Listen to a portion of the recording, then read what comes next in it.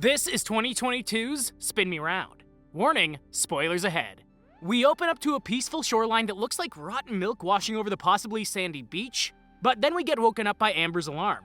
She goes about her usual routine of showering and handling her bathroom requirements, and she heads to work. We also watch what seems to be a noodle factory as they form all sorts of delicious-looking pastas. And Amber handles some of her employees at a fancy restaurant she works at. It doesn't take long to realize that she's rather bored of her everyday life, but she's also very good at managing the employees in Bakersfield. After her shift comes to an end, she sits down to count the drawer and her boss, Paul, makes his way to make an announcement. Once everyone comes together, Paul announces that Amber is being sent to Italy for a fully paid trip to Italy to study the cuisine overseas. Well, that was nerve-wracking. Paul walked in there with that we need to talk attitude, and even the slacker employee thought that they were closing the branch. Once outside, Paul tells Amber to enjoy herself, and he assures her that they'll manage while she's gone.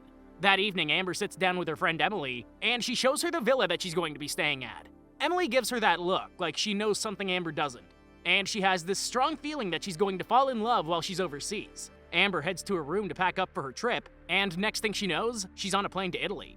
She arrives in Pisa, and she spots another American group that happens to be the company waiting for her. She meets Craig, who's the program supervisor, and in the van she meets Jen and Deb. Jen's more excited than Amber is to be there, but Deb seems to have lost her bag. I understand that Craig is the program supervisor, but he definitely gives off creeper vibes. You don't hop in the driver's seat of a van full of foreign women and take their passports. On top of that, you don't look at all of them and say you're mine and laugh before driving off. We've watched enough movies that have started off like that. We know better. Hopefully. On the way to the villa, Amber assures Deb that she can borrow whatever she needs since she lost her bags, and they pull right up to the villa.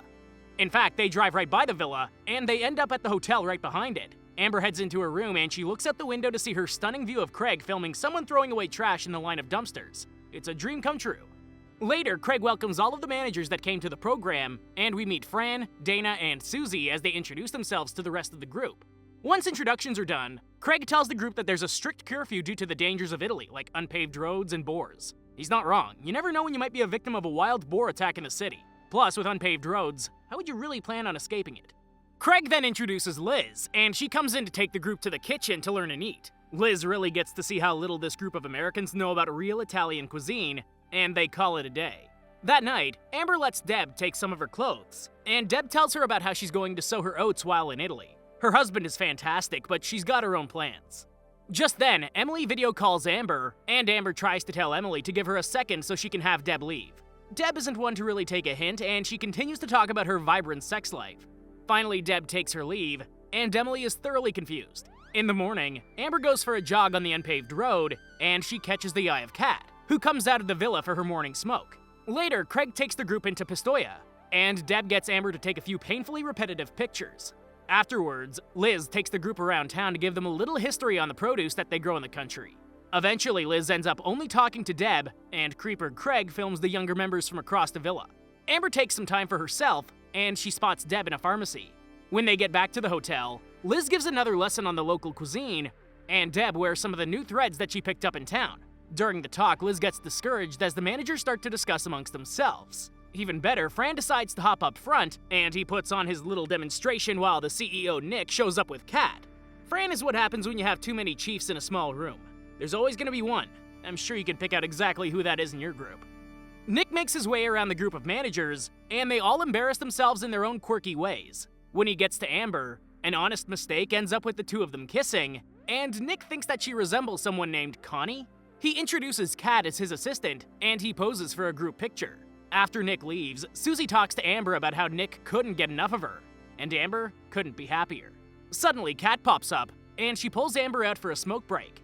Once outside, Kat gives Amber her first cigarette, and the two of them dump a load of personal crap on each other.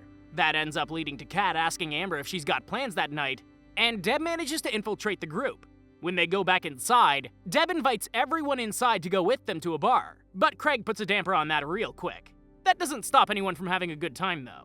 Leave it to Susie and Jen to bring Molly to another country. They're over there dancing thinking that they have the same face. Liz is upset that no one grabs her butt anymore. Fran points out that Lucca is the porn capital of Italy, and Dana and I are wondering how he knew that. Then you've got Amber and Kat chilling on the sofa. Amber gets points for showing up to this ridiculous shindig. Kat assures Amber that they'll go somewhere soon. As time goes on, Craig definitely puts his move on Jen, but it couldn't be much more obvious that she's not into him. Suddenly, Kat gets a text from Nick, and she assures Amber that next time it'll just be them. As Amber walks to the room, she's escorted by Dana and Fran, who talk about their favorite pasta, and she looks out the window to the villa where she thinks about Nick, or maybe it's about Kat? Speaking of Kat, Amber wakes up to find Kat watching her sleep, and they head into town together. They head to La Spezia, and they head to Nick's yacht. Once there, Kat leaves Amber with Nick, and the two of them head out onto the water. Nick takes some time to get to know Amber a little more, but she feels like she's way out of her league. Now is not the time to question that. The time to question things is when Nick brings out a platter of oysters. Unless that's the direction you were hoping this encounter would go. Then by all means, slurp them down. You're not just in the same league at that point, you're literally playing the same game. When she doesn't eat the oysters, Nick really delves deep into Amber's romantic life. And she makes it clear that she really hasn't been focusing on that since her last breakup. After hearing about her messy breakup, Nick assures her that she's better off without all that drama. When Amber tries to turn the conversation back on Nick, she kind of regrets it when he talks about his dead sister. Then Nick does the unthinkable. He reaches out, grabs her hand, and opens up more about his romantic life. Amber's so caught up in the conversation, and she blindly agrees to whatever Nick was talking about. Then, they share a passionate swim and kiss before heading back and kissing some more. Kat's like an impatient mother, she beeps at them to hurry up, and that's how you know she's a good assistant. Even Nick just laughs and starts hurrying up. Then he makes her agree to not tell anyone. So what does Amber do when she gets back to her room? Tells Emily, of course. The next day, everyone goes to their cooking class, and Kat pops up to try and pull Amber out of the session. Craig tries to tell Amber to go back to her room to try and fix her fake migraine, and Amber follows orders. Suddenly, Kat pops up and she takes Amber to get a new wardrobe. That night, they arrive in Rigoli.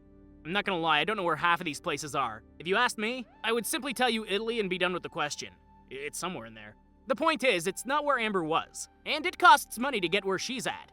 Amber gets out of the car with Kat, and the two of them head into a fancy house party. When Kat goes off to get some drinks, Nick pops up and swoops Amber off of her feet. Nick introduces Amber to Ricky, who's the host of the party, and Ricky makes her feel right at home.